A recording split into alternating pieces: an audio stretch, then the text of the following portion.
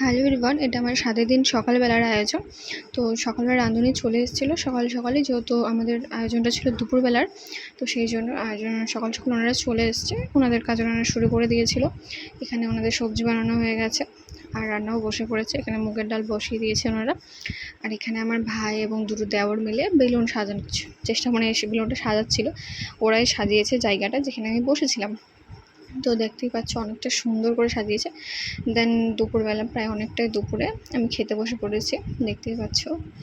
আর যেটা আমি খেয়েছি সেটা তো আলাদা রান্না হয়েছিল, যেটা আলাদা রান্না হয় যে আমাদের মধ্যে আলাদা নিয়ম।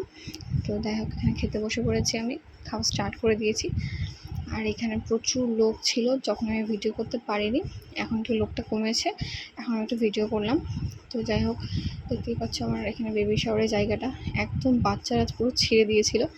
সো আমার এত গরম লাগছিল, আমি শাড়ির পরে থাকতে পারছিলাম না। তো এখানে ভাবলাম শাড়িটা চেঞ্জ করবো, তাই অ্যাট লাস্ট একটা ভিডিও করে নিয়েছিলাম। সো আশা করি তোমাদের ভিডিওটা ভালো লেগেছে। প্লিজ লাইক, কমেন্ট, শেয়ার করো অ্যান্ড সাবস্ক্রাইব। টাটা।